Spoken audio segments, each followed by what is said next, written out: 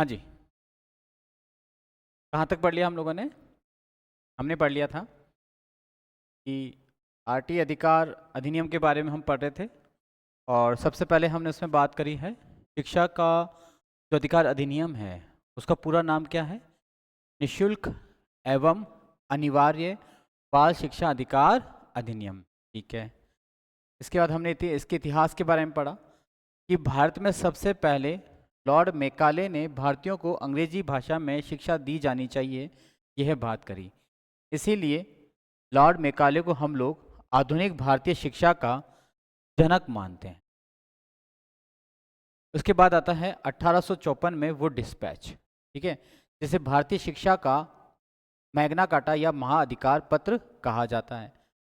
और इसमें क्या कहा गया है कि भारतीयों को माध्यमिक स्तर तक की व्यावसायिक शिक्षा दी जानी चाहिए। 1893 में बड़ौदा रियासत की एक तालुका है जिसका नाम है अमरेली, और उन्होंने बात करी कि हम जो है निशुल्क शिक्षा देंगे। ठीक है भाई। 1906 में बड़ौदा रियासत के शिवाजी गायकवाड़ ने ये अनाउंसमेंट किया कि हम निशुल्क एवं अनिवार्य शिक्षा देंगे। 1910 में महात्मा गांधी के राजनीतिक गुरु गोपाल कृष्ण गोखले ने अनिवार्य एवं निशुल्क प्राथमिक शिक्षा देने की मांग करी, परंतु ये मांग अंग्रेजों के द्वारा ठुकरा दी गई। गोपाल कृष्ण गोखले का यह अनिवार्य एवं निशुल्क प्राथमिक शिक्षा का मांग प्रस्ताव आरटी अधिनियम का प्रथम दस्तावेज माना जाता है, हमको ये याद रखना। इसके बाद 1937 में 1937 के अंदर 1937 में यहाँ पे 1937 है, वर्ष 1937 में पहली बार बेसिक शिक्षा आयोग नई तालीम योजना जो है महात्मा गांधी के द्वारा शुरू की जाती है, जिसका उद्देश्य होता है कि 7 से लेकर 11 वर्ष तक के बच्चों को निशुल्क एवं अनिवार्य शिक्षा की व्यवस्था की जानी चाहिए और उनको शिक्षित जो करना है हमको उनकी मातृभाषा में। ठीक है। उसके बाद आता है 1976 1976 42वां संविधान संशोधन। ठीक है, जिसमें ये बात की जाती है कि जो शिक्षा है उसको ना तो केंद्र सूची में रखा जाना चाहिए और ना ही राज्य सूची में, बल्कि उसको बना देना चाहिए समवर्ती सूची का विषय बना देना चाहिए। तब से ये चीज़ हो गया। ठीक है। अब इसके बाद देखते हैं अगला 1992। इम्पॉर्टेंट है, ध्यान रखिएगा। विश्व स्तर पर सबसे बड़ी ऑर्गेनाइजेशंस हैं जिसमें सभी देशों के जो प्रतिनिधि हैं वो भाग लेते हैं, और उसका नाम है यूएनओ, यानी कि संयुक्त राष्ट्र संघ। संयुक्त राष्ट्र संघ जो यूएनओ है, ठीक है, उसकी सबसे बड़ी जो सभा है उसको बोला जाता है महासभा। ठीक है। संयुक्त राष्ट्र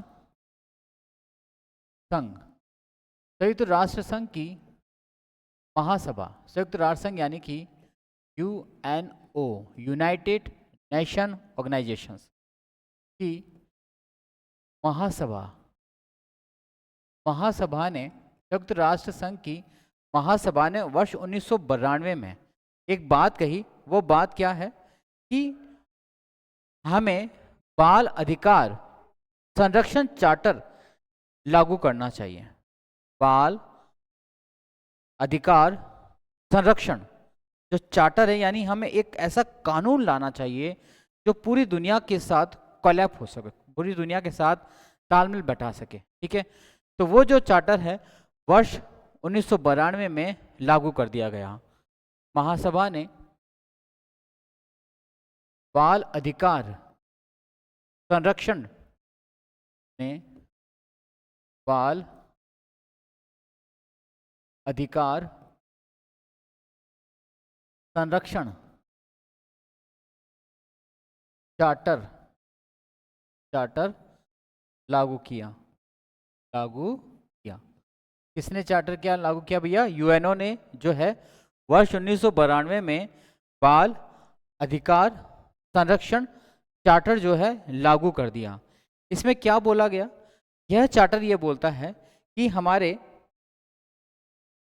जितने भी बच्चे हैं जो 18 साल से कम के हैं, ठीक है, उन सभी बालक बालिकाओं को निःशुल्क एवं अनिवार्य शिक्षा दी जानी चाहिए। समझ आया आपको? ये चार्टर क्या बोलता है कि हमारे विश्व में जितने भी बालक बालिका हैं जो 18 वर्ष से कम आयु के हैं, उन सभी को निःशुल्क एवं अनिवार्य शिक्षा दी जानी चाहिए।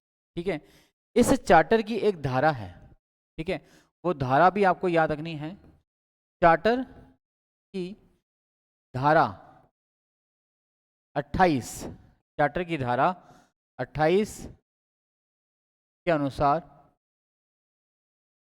धारा 28 के अनुसार,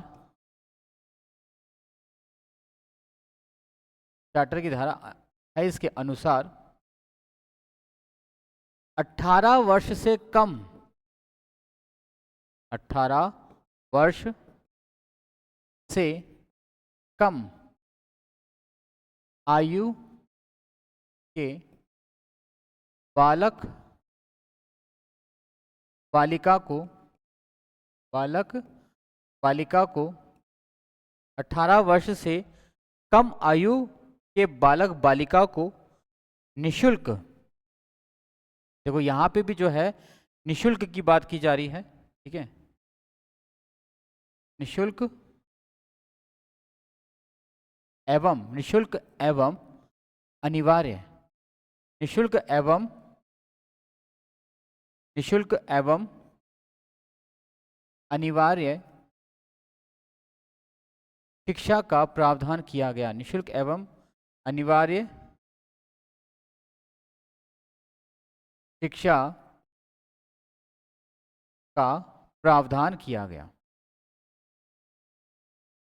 प्रावधान किया गया, प्रावधान किया गया। कौन सी धारा के अंतर्गत? धारा 28 के अंतर्गत, ठीक है, तो आपको ये वाली बात भी याद रखनी। यूएनओ जो कि विश्व स्तर पर सबसे बड़ी ऑर्गेनाइजेशंस मानी जाती हैं, सबसे बड़ी संस्था मानी जाती है, उसने भी ये बोला कि हमारे जितने भी देश सदस्य हैं, उन सभी सदस्य देशों में जितने भी बालक बालिकाएं हैं जो कि 18 वर्ष से कम उम्र के हैं, उनको जो है निःशुल्क शिक्षा दी जानी चाहिए, उनको अनिवार्य शिक्षा दी जानी चाहिए। ठीक है, और यह जो बात थी इतनी इम्पॉर्टेंट थी कि पूरी दुनिया के अंदर शिक्षा को लेकर एक नई क्रांति की शुरुआत हुई। सभी देशों ने ये फिर प्रयास करना शुरू कर दिया कि हम जो है शिक्षा को निःशुल्क रूप से लागू करेंगे। आगे देखते हैं। शिक्षा का अधिकार एक मौलिक अधिकार है। अब यह जो है आपके सामने प्रश्न के रूप में, क्या शिक्षा का अधिकार एक मौलिक अधिकार है? आप कहेंगे हाँ, शिक्षा के अधिकार मौलिक अधिकार है। शिक्षा का अधिकार क्या है भाई? मौलिक अधिकार है। ठीक है, और वह जो मौलिक अधिकार है वह कौन सा मौलिक अधिकार है? आप में से अगर किसी को आता हो तो आप मुझे जरूर बताइएगा। शिक्षा का अधिकार मौलिक अधिकार है। ठीक है, देखिए शिक्षा का अधिकार जोड़ा कहाँ गया है ये आपको थोड़ा सा पता होना चाहिए। ठीक है, और इंपॉर्टेंट अधिकारों की श्रेणी में आने लग गया है, ये भी आपको आइडिया होना चाहिए। सबसे पहला पॉइंट तो आपको यही याद रखना है, शिक्षा का अधिकार, शिक्षा का अधिकार एक मौलिक अधिकार है। एक मौलिक, शिक्षा का अधिकार एक मौलिक अधिकार है, याद रखना है आपको। शिक्षा का अधिकार एक मौलिक अधिकार है। भारतीय संविधान में जब संविधान बना था तब हमें 7 प्रकार के मौलिक अधिकार दिए गए थे।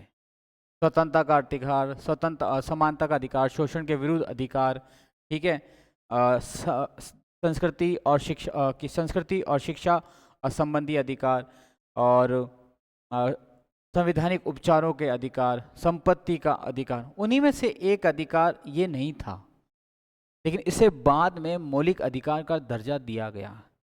कब दिया गया, कैसे दिया गया, इस पर हम बात करते हैं। और इम्पॉर्टेंट बात है, क्योंकि यह जो शिक्षा का अधिकार है वर्तमान में यह कानूनी अधिकार नहीं होकर क्या है, मौलिक अधिकार। और ये मौलिक अधिकार बना कैसे, इसके पीछे क्या क्या घटनाक्रम हुआ, वो हम आपको आज बताते हैं, जो आज तक आपने नहीं सुना। देखिए, बात है वर्ष 1993 की। वर्ष 1993 में सुप्रीम कोर्ट के पास एक विवाद जाता है, और वो विवाद है उन्नी कृष्णन वर्सेस आंध्र प्रदेश सरकार। इसके बीच में जब ये डिसीजन होता है, तो डिसीजन ये देती है सुप्रीम कोर्ट कि भाई शिक्षा को जो है शिक्षा को जो है, प्राथमिक शिक्षा को जो है एक मूल अधिकार घोषित किया जाना चाहिए। अब सुप्रीम कोर्ट के डिसीजन के बाद भारत की जो सरकार है इस निर्णय के अनुसार कार्य करने लग जाती है, यानी कि संसद। लेकिन कोई प्रस्ताव बन नहीं पाता है, उसके बाद सरकार के अंदर थोड़ी सी उठापटक चलती है, तो डिसीजन हो नहीं पाता। लेकिन फिर एक साल आता है जब यह सुप्रीम कोर्ट के डिसीजन को जो है मूर्त जामा पहना दिया जाता है, और एक नया अधिकार भारतीय संविधान के अनुच्छेद 21 कै में जोड़ा जाता है, जिसको हम बोलते हैं निशुल्क एवं अनिवार्य बाल शिक्षा अधिकार। ठीक है, ध्यान रखिएगा। अब वो जो अधिकार है वो कैसे जोड़ा गया, क्या क्या यहाँ पे घटनाक्रम हुई है, वो सारी की सारी चीज़ हम ये देखते हैं। ठीक है, ये बना कैसे, इसको बनाने के लिए घोषणा कहाँ से हुई है, ये इंपॉर्टेंट चीज़ है, देखिएगा। वर्ष 1993 में वर्ष 1993 में वर्ष 1993 में एक विवाद है, उस विवाद का नाम है उन्नी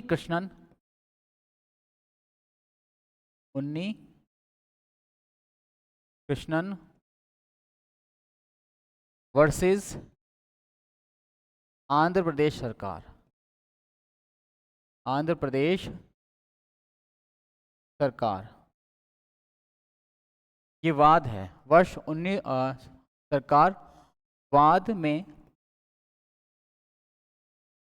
सुप्रीम कोर्ट यानी कि उच्चतम न्यायालय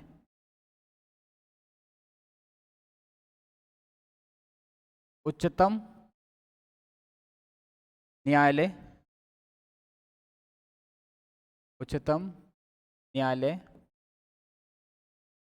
ने यह निर्णय दिया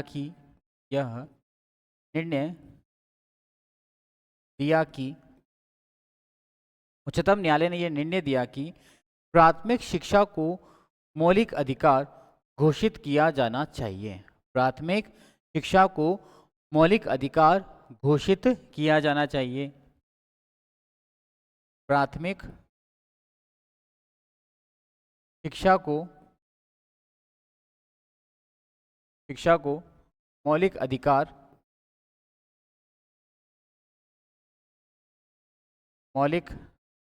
अधिकार घोषित किया जाना चाहिए।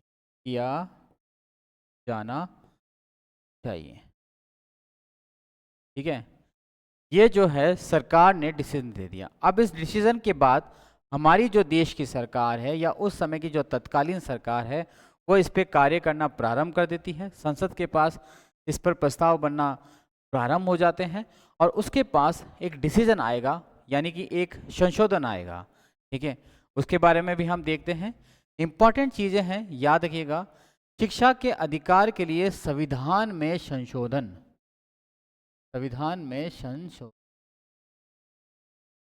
शिक्षा के अधिकार के लिए संविधान में संशोधन शिक्षा के अधिकार के लिए संविधान में संशोधन। ठीक है, अब ये कब हुआ, कैसा हुआ, क्योंकि इस अधिकार को हमें संविधान में जोड़ा गया है, तो क्या हुआ, क्या घटनाक्रम घटा है, वो सारी की सारी चीज आज हम देखेंगे। देखिए, बात करें 2002 की, बात करते हैं हम 2002 की, तो उस 2002 के अंदर यह जो है इसको मौलिक अधिकार का दर्जा दिया गया, और एक संविधान संशोधन लेकर आए गए, वो कौन सा था? 86वां। ठीक है, 86वां संविधान संशोधन। 86वां संविधान संशोधन 2002। 86वां संविधान संशोधन 2002 किया गया। इसके अनुसार के अनुसार अनुसार भारतीय संविधान के भाग तीन का नाम क्या है? मौलिक अधिकार। ठीक है, भारतीय संविधान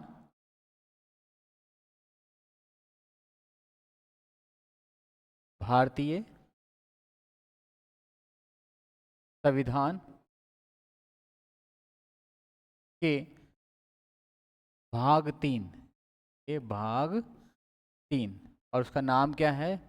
फंडामेंटल राइट्स, मौलिक अधिकार।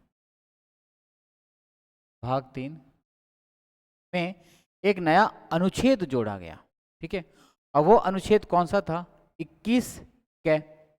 ठीक है, 21 के, 21(1), 21(a). ठीक है, 3 में नया अनुच्छेद 21 के, आप इसको का बोलिए, आप इसको 1 बोलिए, आप इसको ए बोलिए, तीनों जो हैं आपको मेमोराइज रखने। ठीक है, ध्यान रखना। जोड़ा गया का, ये सब एक ही बार में एक ही लेना है, और है यहाँ पे ध्यान रखना ना। जोड़ा गया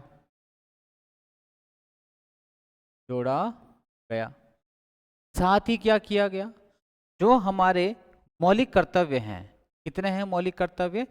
10 थे, वर्तमान में कितने हैं? 11, और एक मौलिक कर्तव्य जोड़ा गया। ठीक है, 11वां मौलिक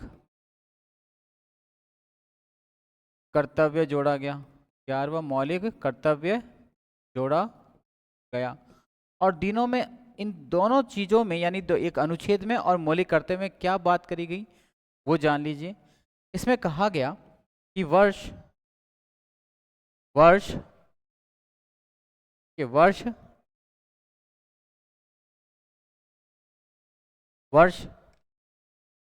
6 से 14, है ना, वर्ष 6 से 14 तक के बच्चों को यह बोला गया, माता पिता या संरक्षक का यह कर्तव्य होगा कि वह अपने बच्चों को जो है प्राथमिक शिक्षा उपलब्ध करवाएं। ठीक है, माता पिता अथवा संरक्षक का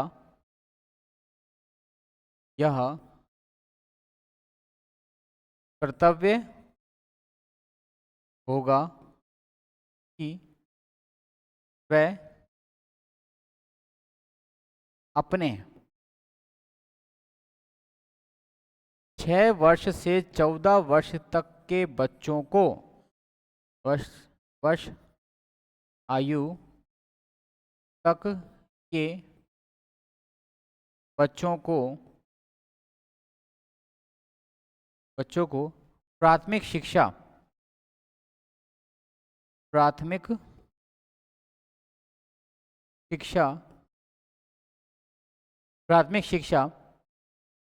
उपलब्ध करावें। प्राथमिक शिक्षा उपलब्ध कराएं। प्राथमिक शिक्षा उपलब्ध कराएं, यह इनको कर्तव्य दिया गया। साथ ही क्या किया गया? साथ ही भारतीय संविधान के भाग 4 के नीति निर्देशक तत्व में जो अनुच्छेद 45 है, उस 45 में भी थोड़ा सा संशोधन किया गया। उसमें कहा गया कि जो राज्य का दायित्व है, जो कि पूर्व प्राथमिक शिक्षा है, उसको थोड़ा सा अपग्रेड किया जाएगा। ठीक है।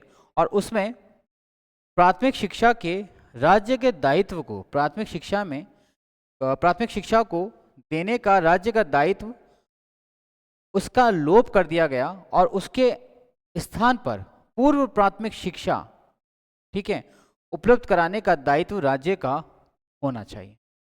इसमें क्या हुआ देखिएगा आप जरा एक बार।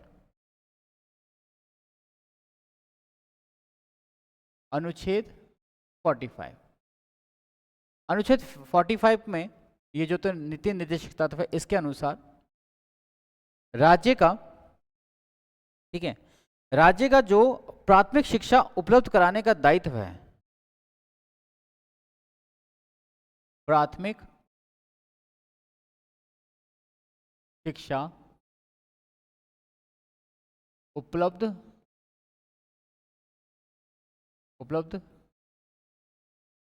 कराने के राज्य के दायित्व का लोप करके, यानी इसके स्थान पर लोप करके इसके स्थान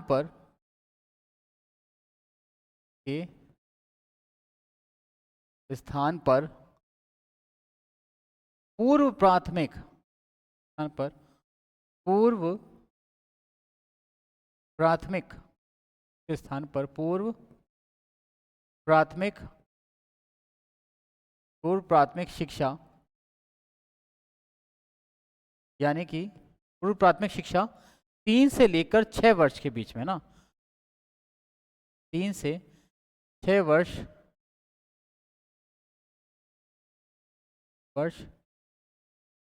के आयु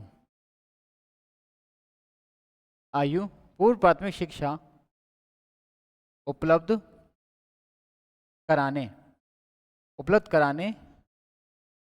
का दायित्व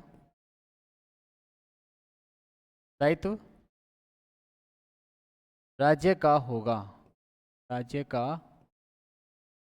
ठीक है। ये वाली जो चीज है उसमें जोड़ दिया गया। मतलब ये कि प्राथमिक शिक्षा उपलब्ध कराने का जो दायित्व राज्य का था उसको वहां से हटा दिया गया और उसमें ये जोड़ा गया कि अब राज्य का दायित्व क्या होगा कि पूर्व प्राथमिक शिक्षा है जो 3 से लेकर 6 वर्ष तक की आयु को बच्चों को दी जानी चाहिए, वो दायित्व राज्य का, सरकार का हो।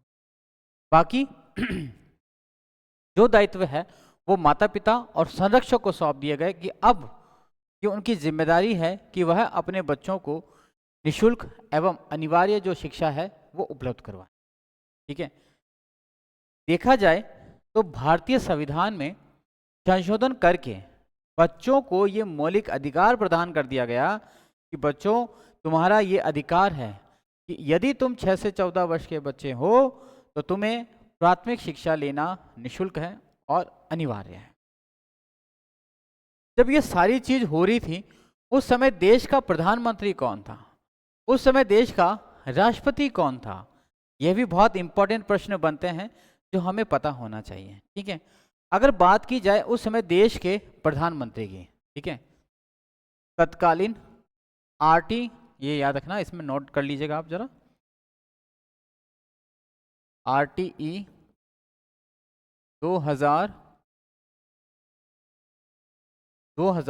आरटीई 2009, अरे 2002, आरटीई 2002 जो हमारा संविधान संशोधन हुआ है 86वां, उस समय हमारे देश का जो राष्ट्रपति था वह कौन था और जो प्रधानमंत्री है वो कौन था। ठीक है। के दौरान तत्कालीन प्रधानमंत्री पीएम साहब, उनका नाम क्या है, अटल जी। और अगर पूछा जाए राष्ट्रपति जी, तो राष्ट्रपति कौन है हमारे, के आर नारायण। ये उस समय के जो है हमारे तत्कालीन राष्ट्रपति हुआ करते थे। चलिए भाई चलते हैं आगे। अब बात करते हैं आरटीई 2009 की। आरटीई 2009, ठीक है, जो कि हमारा मेन चीज है, लेकिन इससे इंपॉर्टेंट सारी चीजें हमें पता होनी चाहिए, उसकी बेस हमें पता होना चाहिए। बेस हमारा तैयार हो गया है, अब हम इसमें आगे बढ़ सकते हैं। ठीक है, देखिए आरटीई 2009, बात की जाए इसका पूरा नाम का, पूरा नाम क्या है? तो इसका पूरा नाम क्या है? निशुल्क एवं अनिवार्य बाल शिक्षा अधिकार अधिनियम 2009। निशुल्क निशुल्क एवं अनिवार्य, निशुल्क एवं अनिवार्य बाल शिक्षा अधिकार, निशुल्क एवं अनिवार्य बाल शिक्षा अधिकार अधिनियम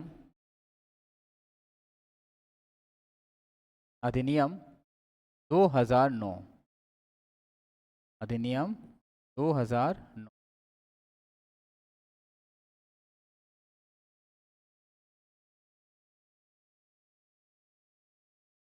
2009।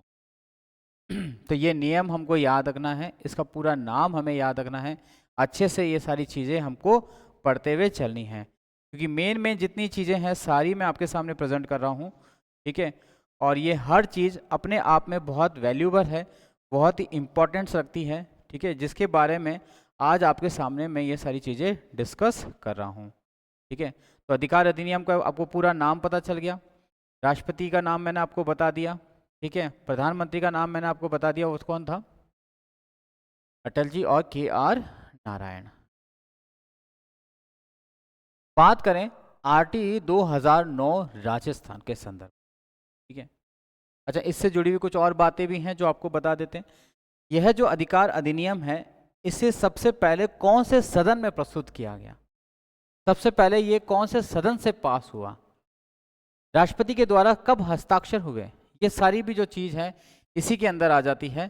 ठीक है, देखिएगा, अगर हम बात करें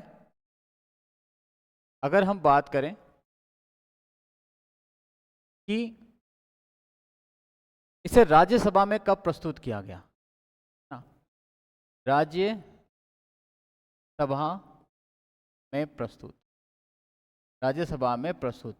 तो यहाँ पर पहली बात हमारे सामने आ गई कि राज्यसभा में प्रस्तुत होने के बाद, यानी राज्यसभा से ये पारित कब हो गया? ठीक है, प्रस्तुत और पारित दोनों एक ही चीज हो जाएगा कि प्रस्तुत किया, उस पर डिबेट हुई, डिबेट होने के बाद उसको क्या कर दिया? पारित हो दिया। ठीक है, हम तो सीधा डायरेक्ट लिखेंगे कि राज्यसभा से कब हो गया? ये पारित हो गया। ठीक है, 20 जुलाई 2009 राज्यसभा में पारित। ये कब हुआ? 20 जुलाई 2009 को जो है राज्यसभा से पारित हो गया। इसके बाद गया ये कहाँ पे? लोकसभा में। लोकसभा में ये अगस्त में गया, और अगस्त में, यानी कि अगस्त का पहला जो सप्ताह है, उस पहले सप्ताह में ये लोकसभा से भी पारित हो जाता है। ठीक है, 4 अगस्त 2009 को ये लोकसभा से पारित हो गया। इसके बाद गया ये कानून बनने के लिए राष्ट्रपति के पास। ठीक है, और राष्ट्रपति ने इस पर हस्ताक्षर कब कर दिए? राष्ट्रपति ने हस्ताक्षर किए।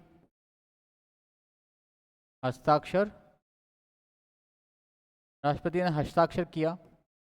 इसके लगभग 10 से 15 दिन बाद मिला था टाइम, लगभग 26 अगस्त, यानी 21 दिन मान लीजिए, 26 अगस्त 2009 को, 26 अगस्त 2009 को जो हमारे प्रेसिडेंट साहब हैं, राष्ट्रपति जी हैं, उन्होंने इसको साइन कर दिया। अब ये जो शिक्षा का अधिकार अधिनियम जो था वह क्या बन गया? कानून बन गया। इसके बाद वर्ष 2010 में 16 फरवरी को एक अधिसूचना, गजट नोटिफिकेशन जारी किया गया। ठीक है, अधिसूचना इसकी जो पूरी अधिसूचना है, अधिसूचना या अधिसूचना जारी हुई। ठीक है, अधिसूचना जारी कब होती है भाई? 16 फरवरी 2010। 16 फरवरी 2010 को जो है इसकी अधिसूचना जारी हो जाती है और उसमें लिखा होता है कि आने वाले वित्तीय वर्ष से निशुल्क एवं अनिवार्य बाल शिक्षा अधिकार अधिनियम 2009 पूरे देश में लागू हो जाए। समझ आ रहा है आपको? ठीक है, जारी हुई, जिसके अनुसार 1 अप्रैल 2010 से 1 अप्रैल 2010 से RTE 2009 पूरे भारत में लागू होगा। पूरे भारत में लागू होगा। ये जो है अधिसूचना जारी कर दी गई। परंतु 2019 में जम्मू कश्मीर का पुनर्गठन राज्य नहीं हुआ करता था। यानी कि 2019 में 19 से पहले धारा 370 जो है जम्मू कश्मीर पर लागू थी। इसका मतलब ये हुआ कि जम्मू कश्मीर को छोड़कर यह जो अधिनियम है पूरे भारत पे लागू हुआ। ठीक है, जम्मू एंड कश्मीर को छोड़कर, जम्मू एंड कश्मीर को छोड़कर, ठीक है, इसको छोड़ दिया जाए तो फिर जम्मू एंड कश्मीर पे कब लागू हो गया? यह भी इंपॉर्टेंट चीज है। वर्ष 2019 में जम्मू एंड कश्मीर का पुनर्गठन हुआ। ठीक है, और उसको एक केंद्र शासित राज्यों की श्रेणी से निकाल के एक साधारण राज्य बना दिया गया, उसका दर्जा दे दिया गया। ठीक है, और उसके ठीक बाद अक्टूबर महीने के अंदर वहां पर यह जो RTE है वह लागू हो गया। ठीक है,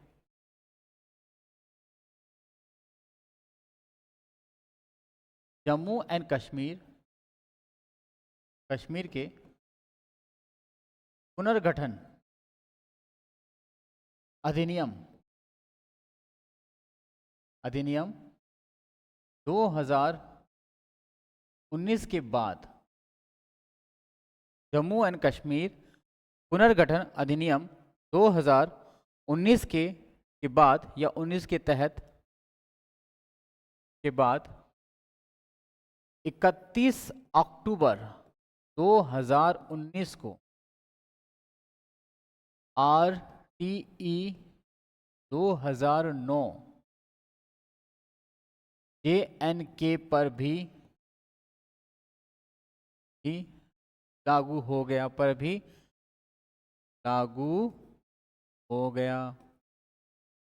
लागू हो। ठीक है, समझ आया? यहां से इंपॉर्टेंट फैक्ट है कि वर्तमान में हाल ही में किस नवीन राज्य पे जो है RTE लागू होता है, तो वो कौन सा है? जम्मू कश्मीर। ठीक है भाई, जम्मू कश्मीर पे भी हमने लागू कर दिया, पूरा नाम हमने आपको बता दिया। अब आगे चलते हैं। ठीक है, राजस्थान के रेफरेंस में हमने पढ़ ही लिया इसको। राजस्थान के रेफरेंस में क्या पढ़ लिया था भाई कि राजस्थान पे ये कब लागू हो गया था? यहाँ हम पढ़ते हैं तो अधिनियम के बारे में हमने पढ़ लिया, कब लोकसभा से पारित हुआ। अब राजस्थान के रेफरेंस में हम पढ़ते हैं कि RTE निशुल्क एवं अनिवार्य बाल शिक्षा अधिकार अधिनियम 2009 में राजस्थान की क्या भूमिका है ना? वो राजस्थान में लागू हुआ तो हुआ कैसे? ऐसा तो है ही नहीं कि जो अधिनियम भारत सरकार ने बनाया एज इट इज राजस्थान में लागू हो गया। क्यों? क्योंकि शिक्षा जो है 45वें संविधान 1976 के द्वारा समवर्ती सूची में जोड़ा गया।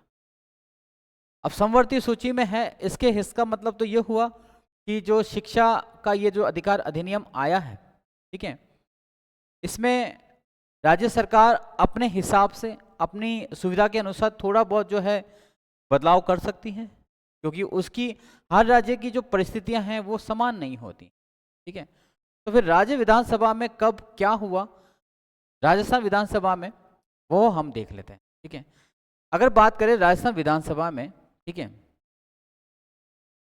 तो आरटी एक्ट 2009 की एक धारा है, उस धारा का नाम है 38। आरटी ई 2009 की धारा है 38। उसके तहत राजस्थान विधानसभा में आरटी एक्ट 2009 को प्रस्तुत किया गया और उसमें कुछ प्रस्ताव करके इसको अलग से लागू किया गया। ठीक है,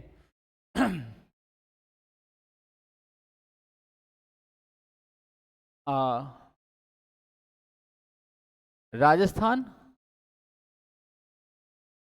विधानसभा ने राजस्थान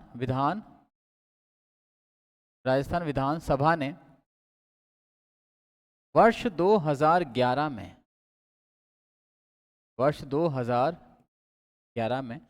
राजस्थान विधानसभा ने वर्ष 2011 में राजस्थान निशुल्क व अनिवार्य बाल शिक्षा अधिनियम नियमावली जारी करी। ठीक है, 11 में राजस्थान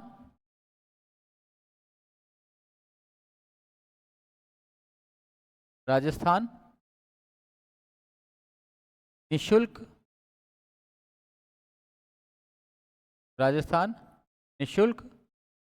एवं अनिवार्य बाल शिक्षा अधिकार नियमावली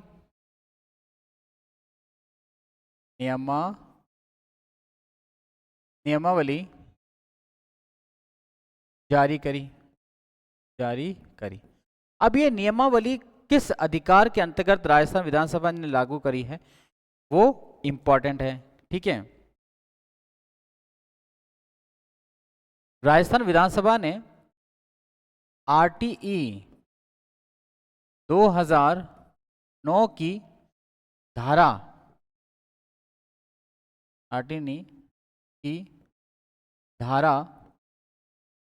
38 के तहत या 38 का प्रयोग करते हुए 38 के तहत ठीक है, 38 के तहत ये नियमावली जारी करी जिसमें अध्याय और धाराएं दोनों की संख्या आरटीई 2009 की तुलना में अधिक है, या थोड़ी सी अंतर इसमें पाया जाता है के तहत जारी नियमावली में 10 अध्याय व 29 धाराएं हैं।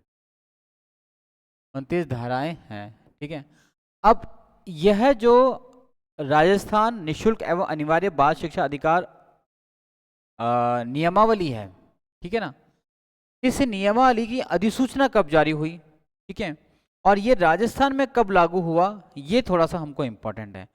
अब सिंपल शब्दों में बोले तो आरटीई 2009 राजस्थान में कब लागू हुआ, ये 2009 में लागू तो हो गया, परंतु राजस्थान विधानसभा ने भी क्या करा है, इस पर विचार विमर्श किया है।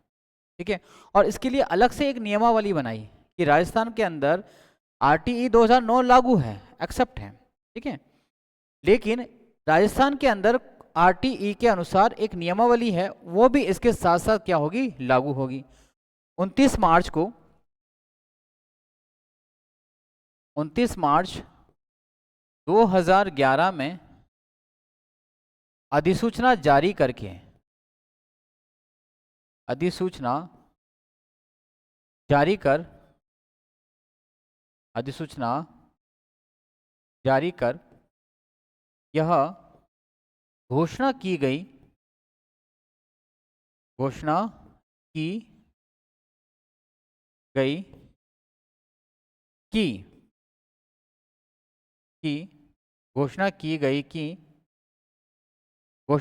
कि राजस्थान निशुल्क एवं अनिवार्य बाल शिक्षा अधिकार अधिकार अधिनियम या अधिकार नियमावली 1 अप्रैल 2011 से संपूर्ण राजस्थान में लागू होगी। कि यह 1 अप्रैल 2011 1 अप्रैल 2011 से संपूर्ण राजस्थान में लागू होगी। ठीक है, संपूर्ण राजस्थान में लागू होगी। ठीक है भाई, अब जो है हमारा शिक्षा अधिकार का जो अधिनियम है वह राजस्थान में लागू हो जाता है। ठीक है, उसकी नियमावली भी जो है राजस्थान में लागू हो जाती है।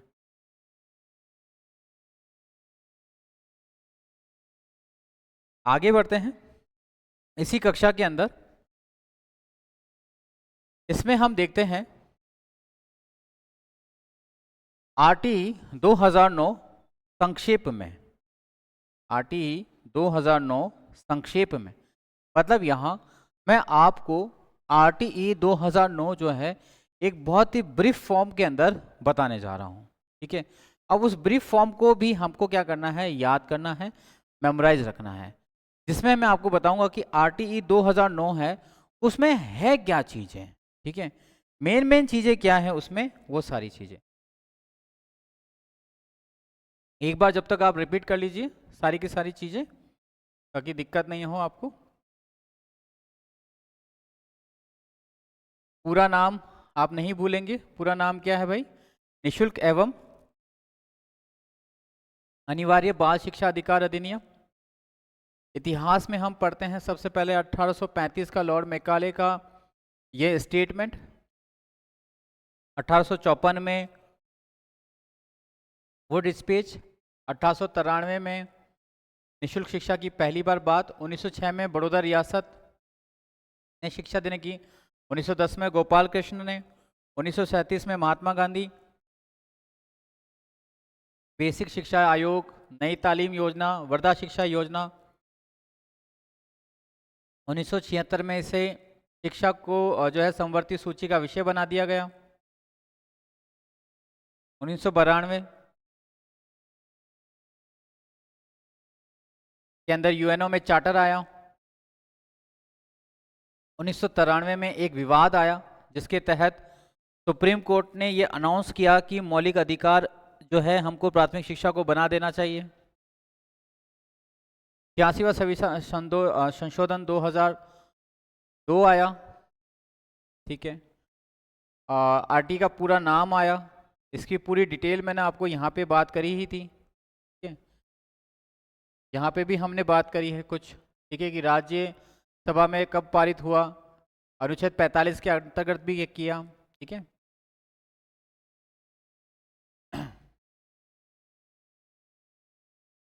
आगे बात करते हैं राजस्थान के रेफरेंस में। राजस्थान के रेफरेंस में या राजस्थान के संदर्भ में जो है 2011 में राजस्थान विधानसभा में जो है इसको राजस्थान निःशुल्क एवं अनिवार्य बाल शिक्षा अधिकार अधिनियमावली के नाम से जारी किया गया, जिसे 1 अप्रैल 2011 में लागू किया गया। अब आ जाते हैं हम आरटीई 2009 संक्षेप। आरटीई 2009 संक्षेप में सबसे पहली चीज तो हम देखते हैं कि जो इसका पूरा नाम है वो क्या है। निःशुल्क एवं अनिवार्य बाल अधिकार अधिनियम 2009। ठीक है, इसमें क्या है देखिए, संक्षेप में बात करें हम लोग तो इसके अंदर आते हैं कुल 7 अध्याय। कुल कितने अध्याय आ जाते हैं इसमें? कुल आ जाते हैं इसमें 7 अध्याय। इसमें आते हैं 7 अध्याय। 7 तो इसमें क्या है? अध्याय हैं। ठीक है, जब ये अधिनियम बना था तब इसमें कुल धाराओं की संख्या 38 थी, बट वर्तमान में इसमें कुल धाराओं की संख्या 39 है। ठीक है, बात करें कुल धाराएं, कुल धाराएं कितनी हैं इसमें? 39 है। ठीक है, अनुसूचियां कितनी हैं? है ना? तो अनुसूची है एक। सूची, अनुसूची कितनी है इसमें? अनुसूची है एक। अभी जो 7 अध्याय हैं ये क्या हैं, इनको संक्षेप में मैं आपके सामने बताता हूं, और उसके बाद डिटेल में हम सारे अध्यायों को एक साथ पढ़ेंगे, और ऐसा पढ़ेंगे कि आरटीई 2009 से संबंधित कोई भी प्रश्न हम गलत कभी नहीं कर पाएंगे। ठीक है? तो अगर बात की जाए अध्याय 1 के बारे में, अध्याय 1 का जो संबंध है वो किससे है? प्रारंभिक से है। प्रारंभिक का मतलब क्या हो गया कि उसमें क्या बताया गया है, क्या चीज़ उसमें है, क्या नहीं है, वो सारी चीज़ें। ठीक है? देखिए, यहाँ मैं लिख रहा हूँ आपके सामने अध्याय, और उस अध्याय में कहाँ से कहाँ तक की धाराएं हैं वो मैं आपको बता रहा हूँ। धारा, उस अध्याय का मैं आपको नाम बता रहा हूँ, अध्याय का नाम बता रहा हूँ, और कुछ और बेसिक आएगा, विषय वस्तु आएगा, तो वो मैं आपको बता दूंगा जो आपको मेमोराइज रखनी है। बात करें हम अध्याय 1 की। अध्याय 1, अध्याय 1 में जो कुल धाराएं आती हैं वो धाराएं कितनी आती हैं हमारे पास? धाराएं आती हैं 1 से 2। ठीक है? इसमें आती हैं धाराएं 1 से 2, यानी कुल धाराएं कितने हैं अध्याय 1 में? 2 धाराएं। ठीक है? इसका नाम क्या है? इसका नाम होता है प्रारंभिक। इसको नॉर्मली हम बोल सकते हैं प्रस्तावना। इस अध्याय का नाम है प्रारंभिक। ठीक है? प्रारंभिक, इसी को बोला जाता है प्रस्तावना। प्रस्ताव। इस अध्याय में क्या क्या बात की जाती है? इस अध्याय में बात करी जाती है, जो इसकी विषय वस्तु वो है कि इसका संक्षिप्त नाम क्या है। शिक्षा का अधिकार का जो अधिनियम है, इसका संक्षिप्त नाम क्या है, इसकी परिभाषाएं क्या हैं, किस पर यह लागू होता है, किसकी इसमें थोड़ी बहुत जिम्मेदारी है। बात करते हैं अध्याय 2 की। ठीक है? अध्याय अध्याय 2 में जो धाराएं आती हैं वो आती हैं 3 से लेकर 5 तक। कितनी आती है धाराएं? 3 से लेकर 5 तक की धाराएं इसमें। अध्याय 2 का ही पूरा नाम है निशुल्क एवं अनिवार्य बाल शिक्षा अधिकार। ठीक है? इसी का ही नाम हमको याद रखना है, बहुत इंपॉर्टेंट है, ध्यान रखना। निशुल्क एवं अनिवार्य बाल शिक्षा अधिकार। बाल शिक्षा अधिकार, यह जो है अध्याय 2 का नाम है। अब अगर आपसे पूछ लिया जाए कौन सा अध्याय निशुल्क एवं बाल शिक्षा अधिकार अधिनियम के समान नाम से है, तो अध्याय 2। अध्याय कौन सा हो गया भाई? अध्याय 2 हो गया। ठीक है? आई होप कि आपको समझ में आ रहा होगा। ठीक है? अगला पढ़ते हैं अध्याय 3। अध्याय 3 में धाराएं कहाँ से आएंगी? 6 से लेकर 11 तक जो है अध्याय 3 में हमको धाराएं मिल। अध्याय 3, 6 से लेकर 11 तक। और अध्याय 3 का जो नाम है, अध्याय 3 का जो नाम हमको मिलता है वो क्या है? समुचित सरकार, स्थानीय प्राधिकार तथा माता पिता के जो उत्तरदायित्व हैं उनसे संबंधित है। समुचित सरकार, स्थानीय प्राधिकारी और माता पिता के कर्तव्य। इसका जो नाम है वो क्या नाम है? समुचित सरकार, प्राधिकारी, है ना, स्थानीय प्राधिकारी, स्थानीय प्राधिकारी तथा माता पिता के कर्तव्य। स्थानीय प्राधिकारी,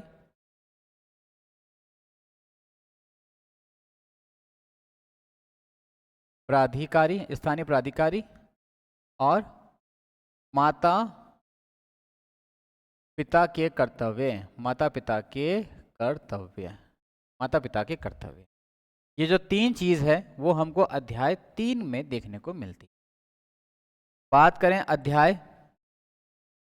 4 की, अध्याय 4, अध्याय 4 में क्या है, कहाँ से कहाँ तक धाराएं हैं? तो अध्याय 4 में जो धाराएं हमको देखने को मिलती हैं वो मिलती हमको 12 से लेकर 18 तक। 12 से लेकर 18 तक की जो धाराएं हैं, 12 से लेकर 28 तक, जो सबसे बड़ा अध्याय माना जाता है अध्याय 4। ठीक है, 12 से 28 तक। विद्यालय एवं शिक्षकों के उत्तरदायित्व, अध्याय 4। धाराएं मिलती हैं 12 से लेकर 28 तक। इसमें आता है विद्यालय एवं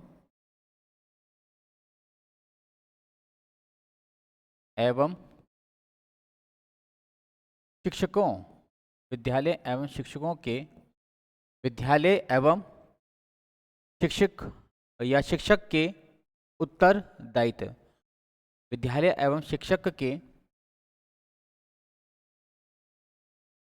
एवं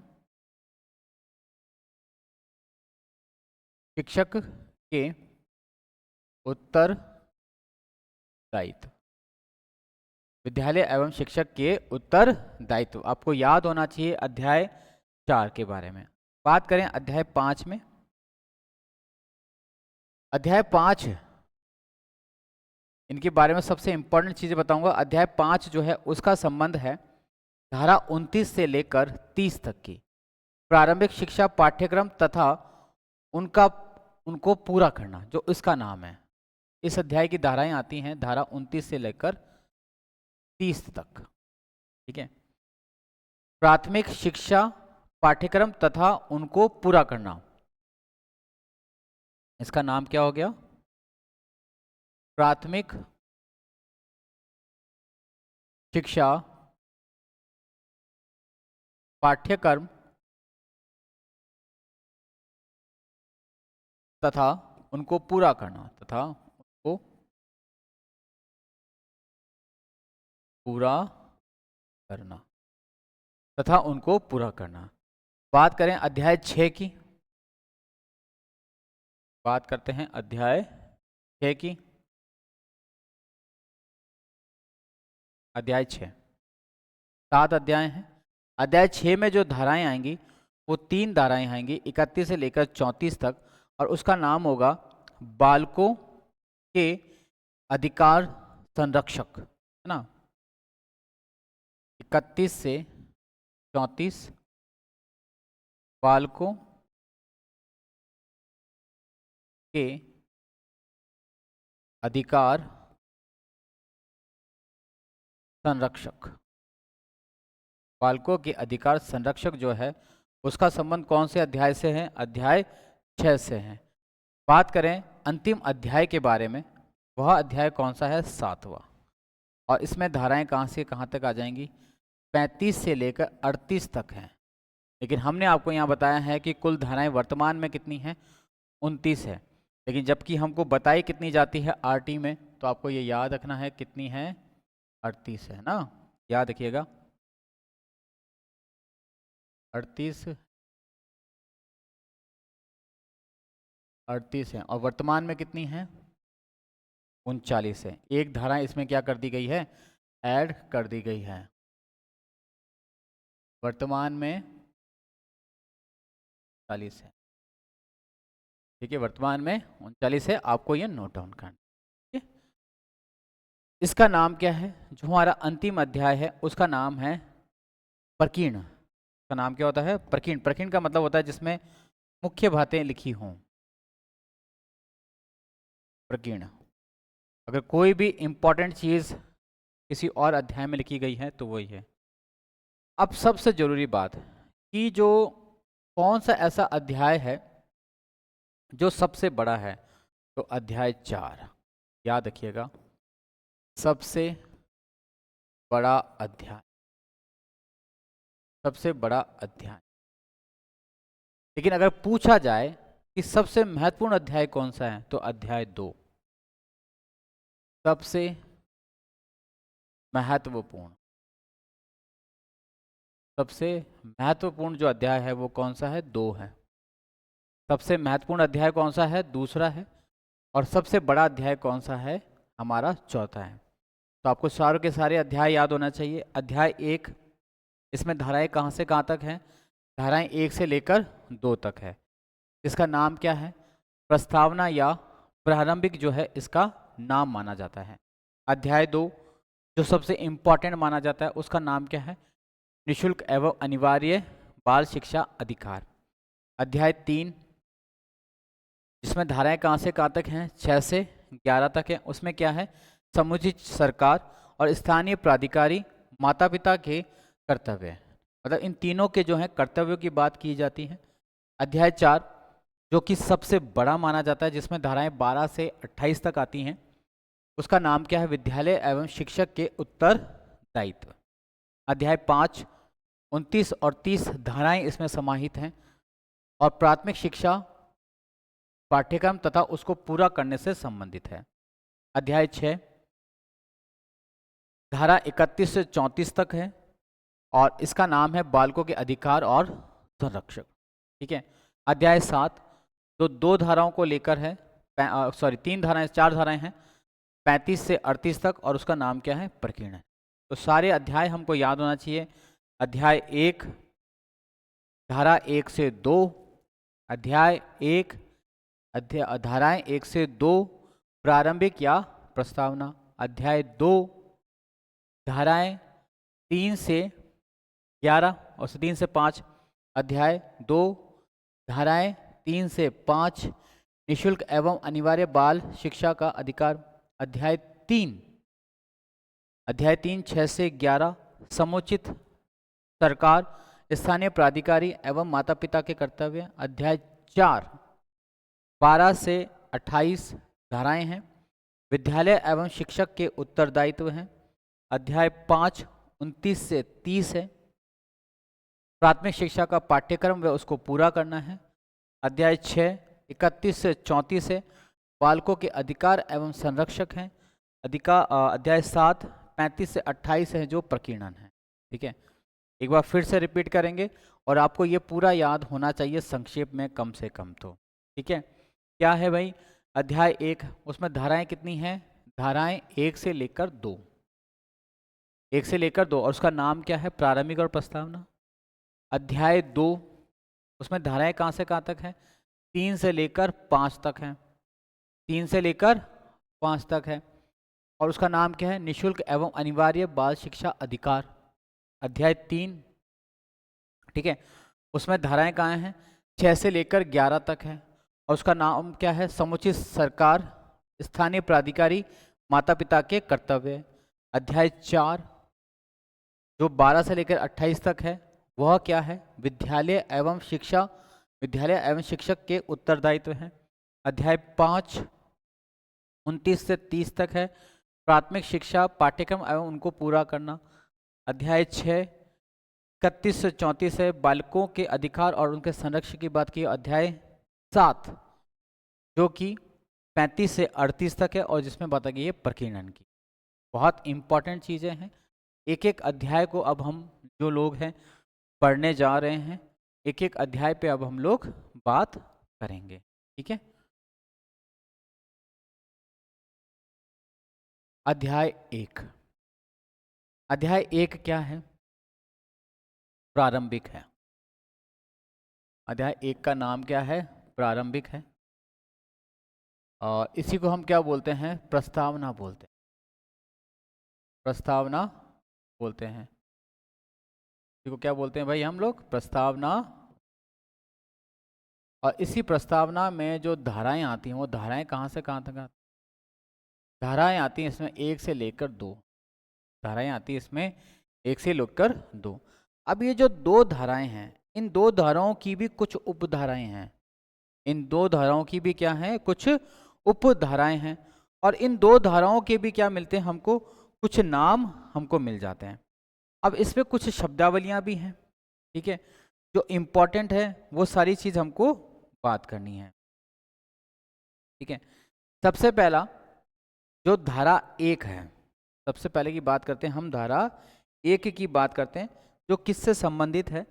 वो धारा 1 संबंधित है इस अधिकार के संक्षिप्त नाम, विस्तार और प्रारंभ से संबंधित है। ठीक है, धारा 1, धारा, ठीक है, धारा 1 में क्या बताया गया है। धारा 1 में जो है ये बताया गया है कि ये जो है आ, इसका विस्तार, यानी कि बाल, ये जो अधिकार है ये क्या होगा, यह भारत में लागू होगा। ठीक है, यह भारत में क्या होगा, लागू हो जाएगा। इसके नाम के बारे में बताया गया है। ठीक है, धारा 1 में क्या बताया गया है, आरटीई 2009 का एक तो पूरा नाम है, पूरा नाम है। ठीक है, दूसरा पॉइंट इसमें क्या बताया गया, इसमें बताया गया इसका विस्तार। विस्तार मतलब कहाँ कहाँ ये जो है लागू होगा। ठीक है, निशुल्क एवं अनिवार्य बाल शिक्षा अधिकार अधिनियम होगा। ठीक है, ये जो है कब लागू होगा। ठीक है, और यह जो है किन पे लागू होगा और किन पे लागू नहीं होगा, ये वाली बात। ठीक है, इसका विस्तार क्या होगा, 1 अप्रैल 2010 को भारत में लागू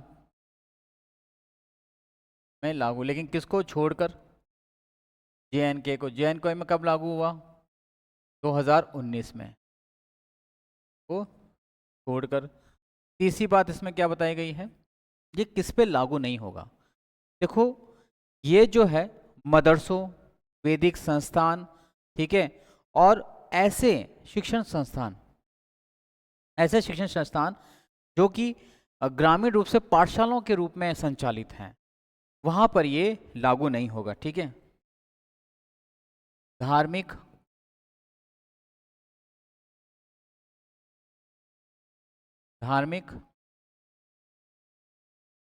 शिक्षण संस्थानों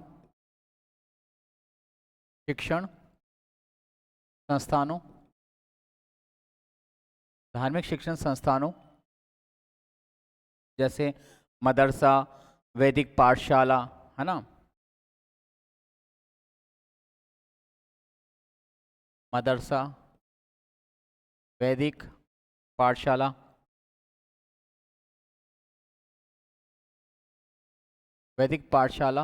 पर लागू नहीं होगा, पर लागू नहीं होगा। ठीक है, ये उन पे लागू नहीं होता है। तो फिर ये लागू किस पे होता है, तो ये लागू होता है भारत के उन समस्त विद्यालयों पर जो सरकारी हैं, जो निजी हैं, जो अनुदानित हैं, और विशेष श्रेणी के जो विद्यालय होते हैं उन सभी पर। लेकिन ये किस पे लागू नहीं होता है, तो ये लागू नहीं होता है ऐसे विद्यालय जो कि किसी धर्म की शिक्षा दे, जैसे कि मदरसा होता है, कोई पाठशाला है, तो एक बहुत छोटे लेवल पे चलता है। मतलब आप ये सोचें कि कोचिंग इंस्टीट्यूट के अंदर यह अधिनियम लागू हो जाएगा, तो ऐसा नहीं है ना। कोचिंग इंस्टीट्यूट पर भी ये जो अधिनियम है ये लागू नहीं होता है। ठीक है, फिर बात करते हैं हम धारा 2 के बारे में। धारा 2 क्या बताती है, देखिए, यह जो धारा 2 है, धारा 2, जहाँ जहाँ उपधाराएं आएंगी मैं उनके बारे में आपको विस्तार से बता दूंगा। ठीक है, इसमें बहुत सारी शब्दावलियां हैं। ठीक है, धारा 2 के अंदर क्या है, 2 चीज़ें हैं, शब्दावली है, ठीक है, शब्दावली है, इसके अलावा इसमें क्या है, परिभाषाएं हैं, वह परिभाषाएं हैं। अब क्या क्या शब्दावली हैं, क्या क्या परिभाषाएं हैं, वो देखिए जरा एक बार। इसमें धारा के अंदर बात करी गई है समुचित सरकार की। समुचित सरकार मतलब यहाँ पर समुचित सरकार से तात्पर्य होता है केंद्र सरकार से, राज्य सरकार से, और केंद्र शासित प्रदेशों में जो भी सरकार चल रही है उस सरकार से यहाँ पे तात्पर्य होता है। इसमें कुछ तरह के बालकों के बारे में भी बात की जाती है। ठीक है, अब कुछ तरह के जो बालकों के बारे में बात करती हैं वो कौन कौन सी चीज़ें होती हैं, वो कौन कौन सी धाराएं होती हैं, जिन धाराओं को ध्यान में रख के हमको ये चीज़ देखनी है। ठीक है, तो इसकी धारा जो सबसे पहली ख है ना, इसकी जो उपधारा है ठीक है, उपधारा जो ख है उसमें क्या बात की जाती है वो देखिएगा आप।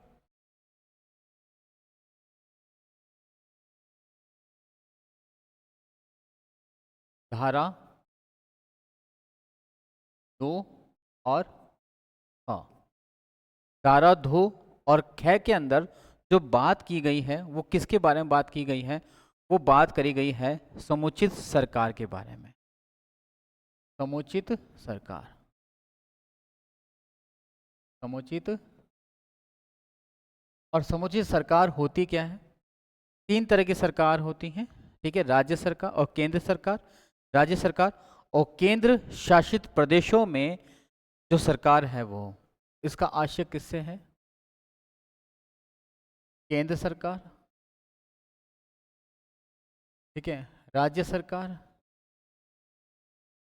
राज्य सरकार और केंद्र शासित, केंद्र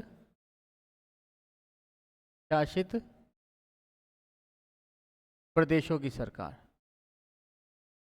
प्रदेशों की सर। इससे ये आशय होता है समुचित सरकार। तो समुचित सरकार के बारे में कौन सी धारा में बताया गया? धारा 2 में बताया गया है। कौन से धारा के उपधारा में बताया गया? तो धारा 2 की ख में बताया गया समुचित सरकार के बारे में बात करी गई है, ठीक है। इसी धारा के की जो उपधारा है घ के अंदर पहली बार इस अधिनियम के जो आयु वर्ग है उसके बारे में बात करी। यह जो अधिनियम है ये किसके लिए है? और यहाँ पे जो बालक है वो बालक और बालिका दोनों के लिए नाम प्रयुक्त किया गया है, ठीक है। इसी की धारा जो घ है यानी उपधारा है वो किसके बारे में बताता है?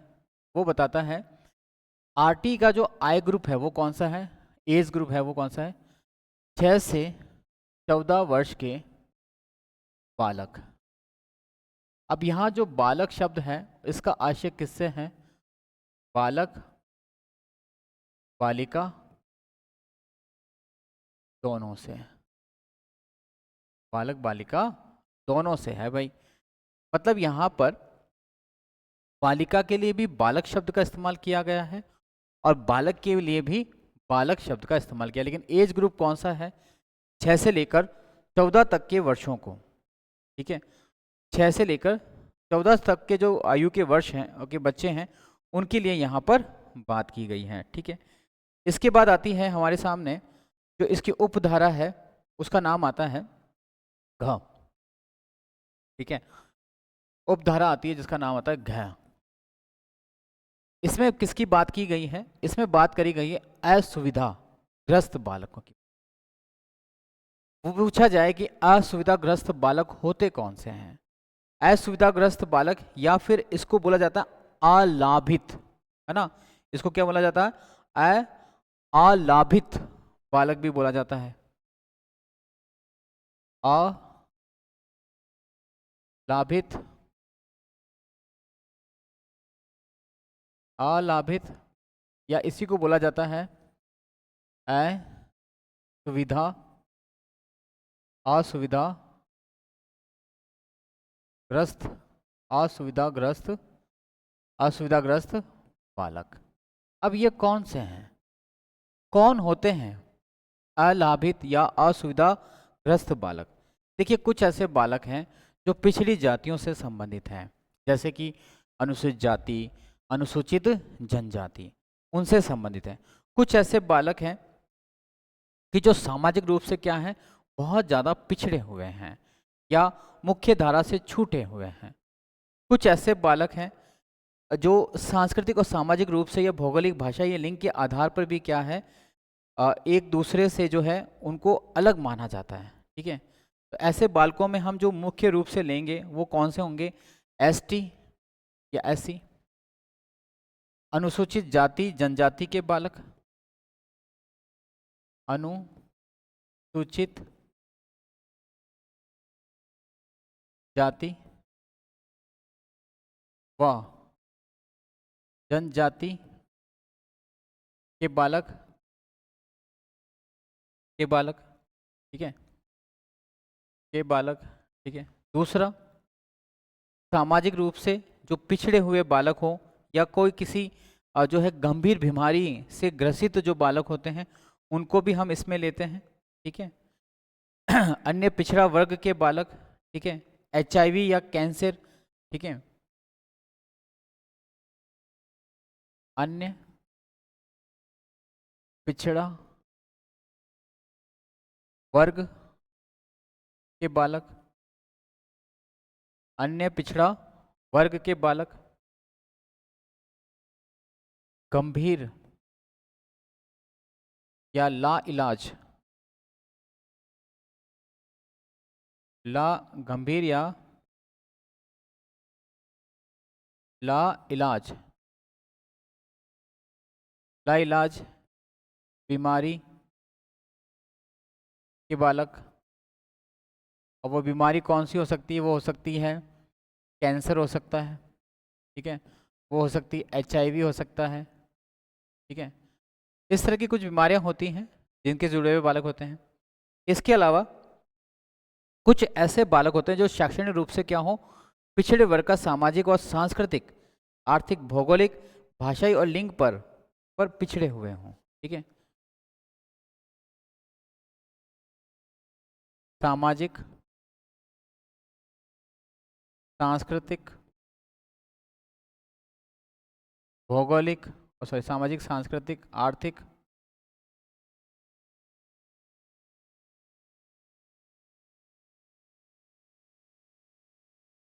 भौगोलिक, भौगोलिक, लिंग, लिंग आदि आदि के बालक, लिंग आदि के बालक,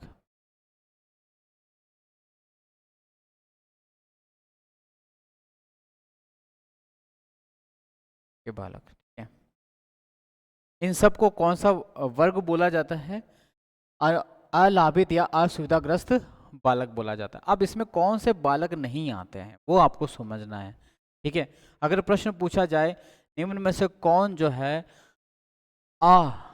लाभित या असुविधाग्रस्त बालक की श्रेणी में नहीं आता है, तो वह व्यक्ति जो सामाजिक रूप से क्या है, उच्च स्तर पर हो।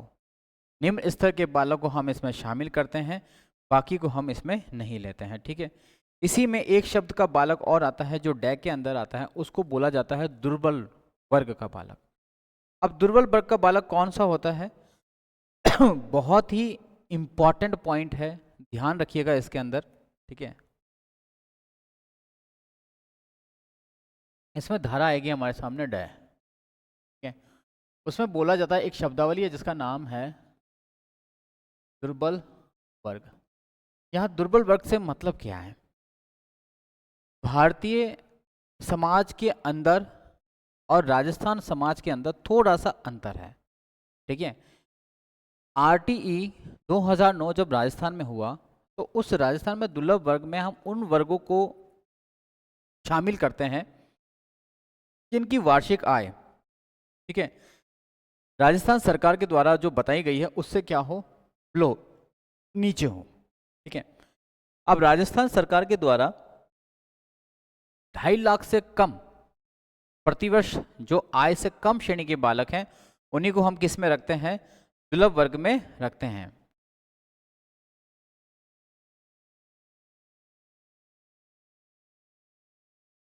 ऐसे बालक, ऐसे बालक जिनके माता पिता अथवा अभिभावक, अथवा अथवा अभिभावक, अभिभावक की वार्षिक, देखिए मैं राजस्थान के संदर्भ में बता रहा हूँ, मैं आपको ध्यान रखना ही है ना, वार्षिक आय, उसमें तो लिखा गया है समुचित सरकार के द्वारा बताई गई वार्षिक आय से कम हो। वार्षिक आय, वार्षिक आय 2.5 लाख से कम है, से कम ऐसे बालकों को बोला जाता है, दुर्बल श्रेणी के बालक ऐसे बालकों को बोला जाता है। ठीक है, भूलेंगे तो नहीं आप। ठीक है, दुर्बल श्रेणी के बालक। ठीक है, फिर बात करते हैं हम इसको कि इसमें जो शिक्षा दी जाएगी, है ना, जो प्राथमिक शिक्षा का स्तर है वो कहाँ से कहाँ तक है। तो बिंदु 6 में ये बताया गया है, धारा 2 के अंदर ही बताया गया है कि यह जो निशुल्क एवं अनिवार्य है बाल शिक्षा अधिकार अधिनियम जो 2009 है, इसके अंदर हम प्राथमिक स्तर की शिक्षा कक्षा 1 से लेकर 8वीं तक देंगे। कैसे देंगे, यहां तक ये क्या है, अधिकार लागू रहता है। ठीक है, क्या के बारे में बात करते हैं।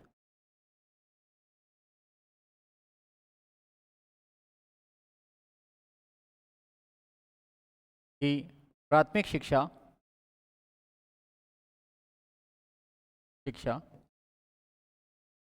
कक्षा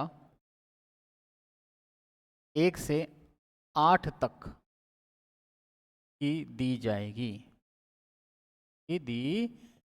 तो ये शिक्षा कहाँ से कहाँ तक की दी जाएगी, कक्षा 1 से लेकर 8 तक के बारे में बात की जाती है। और ये सारी की सारी बात किस में लिखी गई है, ये सारी बात लिखी गई है हमारे जो शिक्षा अधिकार अधिनियम है उसमें बात की गई है। ठीक है, फिर बात करते हैं संरक्षक के रूप में। ठीक है, यहाँ संरक्षक कौन होता है। ठीक है,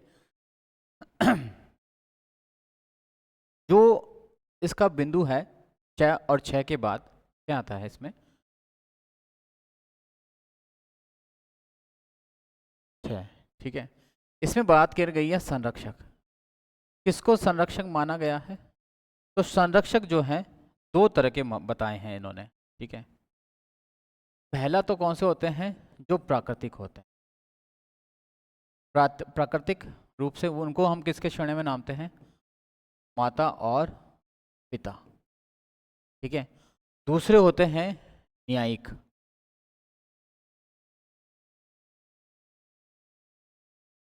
न्यायिक संरक्षक, जिनको हम किसकी श्रेणी में देखते हैं, अभिभावक की श्रेणी में।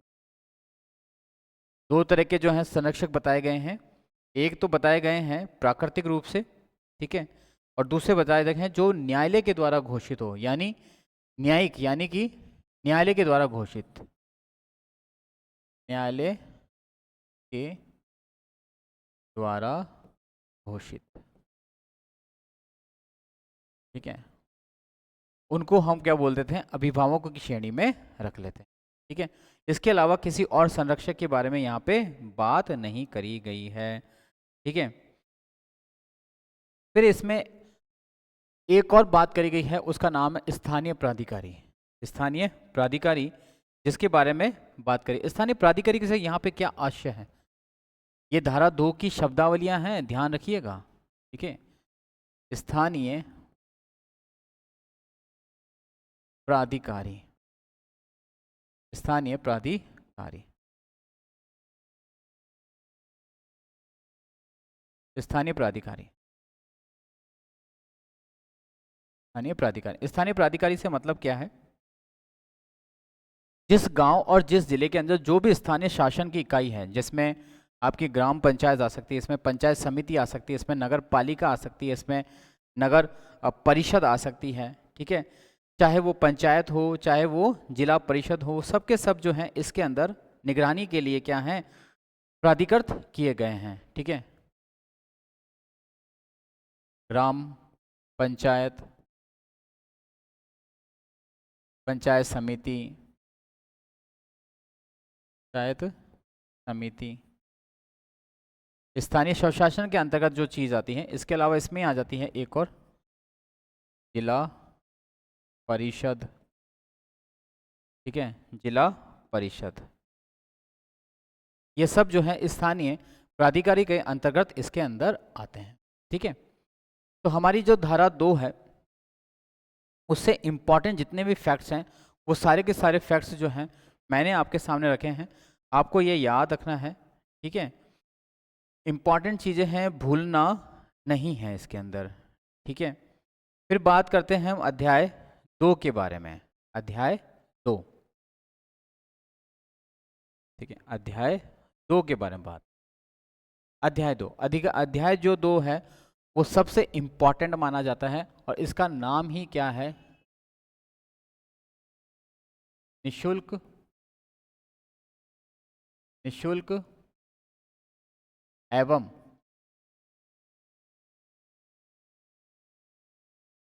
निशुल्क एवं अनिवार्य बाल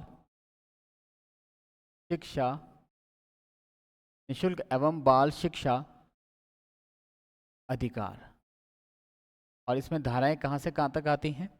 इसमें धाराएं आती हैं, धाराएं 3 से लेकर 5 तक आती है ना। तो धारा कहाँ से कहाँ तक है? धारा है 3 से लेकर 5 तक। इसमें 3 से लेकर 5 तक की धाराएं हैं। सबसे इम्पॉर्टेंट जो है वो यही माना जाता है, इम्पॉर्टेंट चीज़ है। पहले बात करते हैं हम धारा 3 के बारे में। धारा 3, जो धारा 3 है इसका नाम क्या है? ठीक है, धारा 3 का जो है आपको नाम याद रखना है, इम्पॉर्टेंट रहेगा। और इसी का नाम है निशुल्क और अनिवार्य बाल शिक्षा का अधिकार। निशुल्क और अनिवार्य, निशुल्क और अनिवार्य बाल शिक्षा का अधिकार, बाल शिक्षा का अधिकार जो धारा 3 का नाम है। धारा 3 का नाम क्या है? निशुल्क और अनिवार्य बाल शिक्षा का अधिकार। मीन्स ये है, धारा 2 या धारा 2 के इस धारा अध्याय 2 के इस धारा 3 में बात करी गई है कि हम क्या देंगे? निशुल्क शिक्षा देंगे और अनिवार्य शिक्षा देंगे। ठीक है, निशुल्क का मतलब है कि यहाँ पर हम किसी से भी किसी तरह की कोई भी फीस या कोई भी शुल्क जो है हम उनसे नहीं लेंगे। और किसको कहाँ तक देंगे, कितनी देंगे, ये सारी की सारी जो बात है वो यहाँ पर बात की जा रही है। ठीक है, जैसे इसका जो पहला पॉइंट आता है वो ये है कि 6 से 14 वर्ष के बच्चों को निशुल्क प्राथमिक शिक्षा दी जाएगी। निशुल्क प्राथमिक शिक्षा दी जाएगी। ठीक है, प्राथमिक शिक्षा दी जाएगी। अगर कोई बच्चा जो है बीच में अपनी शिक्षा को छोड़ देता है और वापस वो ज्वाइन करता है तो भी ठीक है। और इसमें हम किसी तरह की, जब तक उसकी प्रारंभिक शिक्षा नहीं हो पूरी हो जाती, ठीक है, तब तक किसी तरह का प्रारंभिक शिक्षा पूरी होने तक, प्रारंभिक शिक्षा पूरी होने तक, पूरी होने तक कोई शुल्क नहीं लिया जाएगा। कोई शुल्क या फीस नहीं लिया जाएगा। ठीक है, नहीं लिया जाएगा, ये वाली बात इसमें करी गई है। सीधी सी बात है, सिंपल शब्दों में बोलें तो एजुकेशन पूरी तरह से क्या है? निशुल्क है। और उस एजुकेशन के साथ साथ जो भी सुविधाएं हैं वो सारी की सारी क्या होंगी? पूरी होंगी। एक 6 से लेकर जो छोटा 6 से लेकर 14 साल तक का जो भी बच्चा होगा उसको पूरा ये अधिकार होगा कि जब तक कि उसकी प्रारंभिक शिक्षा पूरी नहीं हो जाती तब तक उसको पूरी तरह से क्या दी जाएगी? निशुल्क शिक्षा दी जाएगी। और वह निशुल्क और अनिवार्य शिक्षा का क्या होगा? अधिकारी होगा और कोई भी उसको मना नहीं कर सकता। ठीक है, अब कुछ बालक ऐसे होते हैं जो प्रारंभिक शिक्षा पूरी करने से पहले ही स्कूल छोड़ देते हैं या स्कूल उनसे छूट जाती है किसी कारणवश। तो ऐसे बच्चों के लिए जो प्रावधान किया गया है वह जो है धारा 4 में किया गया है। धारा 4 में क्या बताया गया है? देखिएगा, धारा 4, धारा 4 में बोला गया है कि कुछ ऐसे बालक, धारा 4, ठीक है। धारा 4 में जो चीज़ बताई गई है वह क्या है, वह यह है कि ऐसे बालक जिन्हें प्रवेश नहीं दिया गया या जिन्होंने प्रारंभिक शिक्षा पूरी नहीं की है, ठीक है, तो उनको भी प्रारंभिक शिक्षा से वंचित नहीं किया जा सकता। मीन्स ये 6 से लेकर 14 वर्ष तक के बच्चों को अगर समुचित शिक्षा नहीं मिली है तो उनको उसी आयु वर्ग में शिक्षा देने का यहाँ पे क्या है, विशेष उपबंध है। ठीक है। ऐसे बालक, जो बालक या ऐसे बालक जिन्हें प्रवेश नहीं दिया गया, ऐसे बालक जिन्हें प्रवेश नहीं दिया गया, जिन्हें प्रवेश नहीं दिया गया,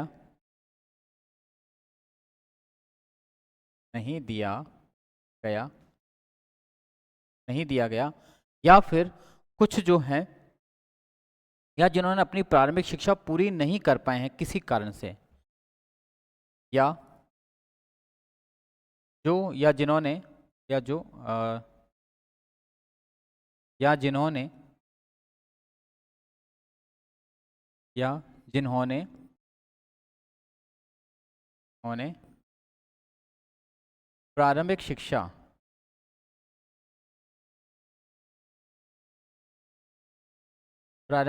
पूरी नहीं कर पाए हैं, प्रारंभिक शिक्षा पूरी नहीं कर पाए हैं। ठीक है। ऐसे लोगों के लिए भी क्या की जाएगी, शिक्षा की व्यवस्था की जाएगी। मीन्स ये उनको उसी एज ग्रुप के साथ या उसी आयु वर्ग के साथ क्या होगा, कक्षा में प्रवेश दिया जाएगा। नहीं कर पाए उन्हें समुचित आयु वर्ग, समुचित आयु वर्ग के साथ कक्षा में प्रवेश दिया जाएगा, कक्षा में प्रवेश दिया जाएगा। सिंपल सी बात यह है कि आप बच्चे को पढ़ने से नहीं रोक सकते हो, आप बच्चे को स्कूल में दाखिले से मना नहीं कर सकते, या जाएगा। ठीक है। कौन सी धारा की बात करें हम, धारा 4 की। इंपॉर्टेंट पॉइंट धारा 4 में जो है, अगर कोई व्यक्ति प्रारंभिक शिक्षा पूरी नहीं कर पाया है तो उससे संबंधित बात करें हम धारा 5 की। धारा 5 क्या करता है, अगर कोई व्यक्ति प्रारंभिक यानी बच्चा है ना, बालक प्रारंभिक शिक्षा पूरी कर रहा है या कर रहा है और इसी दौरान जो है वह स्थानांतरण चाहता है, वह चाहता है कि मैं इसी स्कूल से अपनी शिक्षा को पूरी नहीं करके दूसरे स्कूल में शिक्षा लेना चाहता हूँ, चाहे उसके माता पिता जो हैं वो वहाँ पे ट्रांसफ़र हो गया है या फिर जो माता पिता या अभिभावक जो है वहाँ पे रहने जा रहे हों, तो ऐसी स्थिति में जो विद्यालय है, चाहे वो निजी हो चाहे वो सरकारी हो, उसको स्थानांतरण प्रमाण पत्र यानी ट्रांसफ़र सर्टिफिकेट टीसी देने से मना नहीं कर सकते, ठीक है, उसको देना ही पड़ेगा। ये इम्पॉर्टेंट है, ध्यान रखना। ठीक है।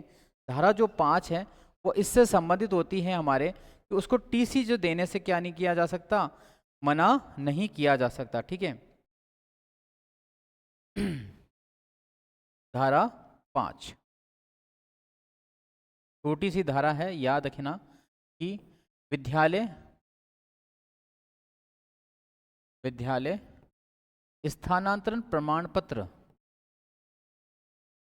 स्थानांतरण प्रमाण पत्र कि भाई उसने यहाँ तक शिक्षा ले ली है, आगे की शिक्षा वो कर सकता है, जिसको बोला जाता है ट्रांसफर सर्टिफिकेट टीसी, देने से मना नहीं कर सकता, देने से मना या इनकार, मना नहीं कर सकता, मना नहीं कर सकता है। ठीक है। इंपॉर्टेंट जो पॉइंट्स आ रहा है वह यह है कि कोई भी स्कूल या कोई भी विद्यालय किसी भी बालक बालिका को स्थानांतरण प्रमाण पत्र यानी टीसी देने से उसको क्या नहीं कर सकता, मना नहीं कर सकता। चलिए अब चलते हैं हम हमारे अगले अध्याय की ओर और उस अध्याय का नाम है अध्याय 3।